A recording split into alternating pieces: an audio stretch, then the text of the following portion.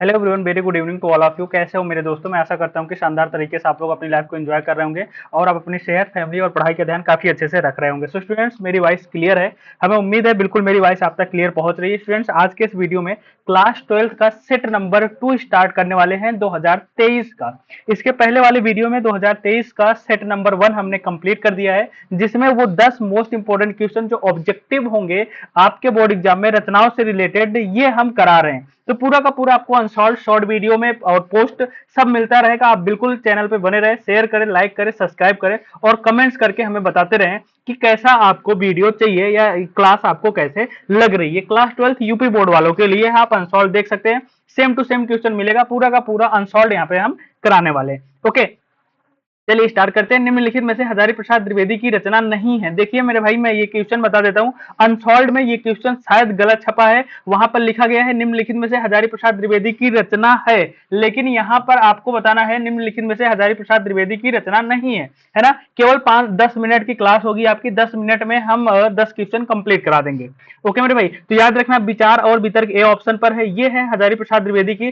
साहित्य का मर्मम ये है आपका हजारी प्रसाद द्विवेदी की। और हिंदी साहित्य की भूमिका ये भी हजारी प्रसाद द्विवेदी की। लेकिन जो यहाँ पर सेकंड ऑप्शन पर है बिल्लेश्वर बकरिया, क्या है? बी ऑप्शन, यानी कि सेकंड ऑप्शन पर है बिल्लेश्वर बकरिया, ये आपका हजारी प्रसाद द्विवेदी का नहीं है। तो आपको समझ में आना चाहिए ये किसकी रचना है। बिल्कुल मेरे भाई, ये निराला की। किसकी है? ये निराला की है, यानी कि सूर्यकांत त्रिपाठी निराला की है। बी ऑप्शन लगा लो, इंपॉर्टेंट है और करेक्ट हो जाएगा। नेक्स्ट क्वेश्चन पर आते हैं, क्वेश्चन नंबर सेकंड पर।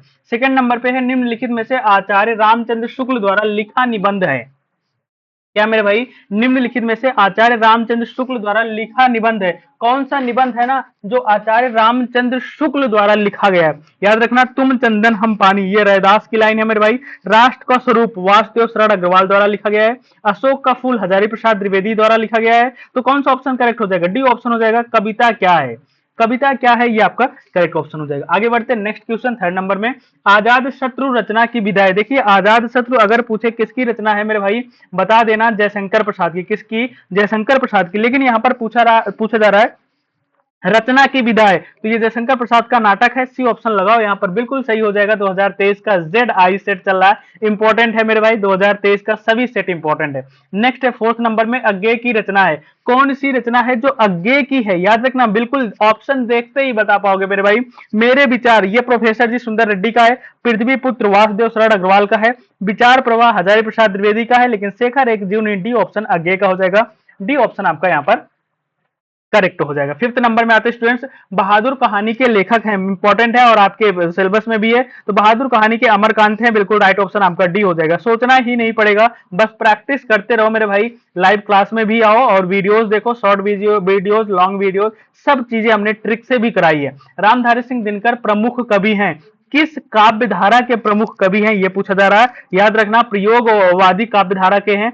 ए ऑप्शन यहाँ पर आप लगा दो, बिल्कुल सही हो जाएगा मेरे भाई। नेक्स्ट क्वेश्चन पर आते हैं, क्वेश्चन नंबर 7 में। बिहारी की रचनाओं का छंद है। ऐसे क्वेश्चन में प्रॉब्लम होती है। याद रखना, बिहारी दोहा लिखते थे। क्या लिखते थे? दोहा लिखते थे। थर्ड ऑप्शन करेक्ट हो जाएगा, दोहा यहाँ पर करेक्ट ऑप्शन हो जाएगा।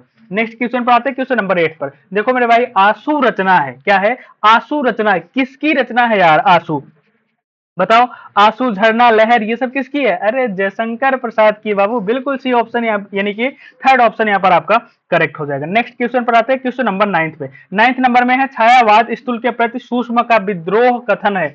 मोस्ट इंपॉर्टेंट है, पेपर में छप सकता है। पेपर में क्या हो सकता है मेरे भाई? छप सकता है। याद रखना, स्थूल के प्रति सूक्ष्म का विद्रोह कथन है। ये किसका कथन है, ये आपको बताना मेरे भाई। डॉक्टर हजारी प्रसाद द्विवेदी का नहीं है, गुलाब राय का नहीं है, डॉक्टर धीरेन्द्र वर्मा का नहीं है। तो डी ऑप्शन करेक्ट हो जाएगा। डॉक्टर नागेंद्र का। किसका है मेरे भाई? डॉक्टर नागेंद्र का है।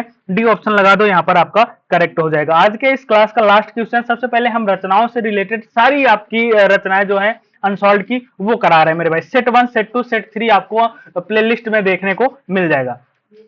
सेकंड नंबर में आते हैं, दूसरा सप्तक का प्रकाशन कब हुआ? देखिए मेरे भाई, मोस्ट इंपोर्टेंट पेपर में छपेगा, सप्तक से रिलेटेड। सप्तक से रिलेटेड एक क्वेश्चन 100% आएगा। तो यहाँ पर दूसरा सप्तक पूछा जा रहा है। याद रखना, दूसरा जो सप्तक होता है 1951 में, और अज्ञे द्वारा प्रकाशन इसका किया जाता है, प्रकाशित किया जाता है। तो आप यहाँ पर सेकंड ऑप्शन के साथ जा सकते हैं, बिल्कुल आपका राइट ऑप्शन। अगर सप्तक पूछता तो 1943 जाते ना। तो यहाँ पर आपका ये जो थर्ड ऑप्शन पे लिखा है ना, ये पहला पूछता, ये सप्तक पूछता तो होता है। दूसरा सप्तक पूछा जा आ रहा है, तो 1951 यहाँ पर आपका करेक्ट हो जाएगा। तो कमेंट्स बिल्कुल करें, अगर आपने 10 क्वेश्चन ये देख लिया, समझ लिया और अच्छा लगा है तो कमेंट्स जरूर करके जाना। सभी का कमेंट्स का रिप्लाई मिलता है, देखता हूं, हमें भी अच्छा लगता है और मोटिवेशन मिलता है। Thank you.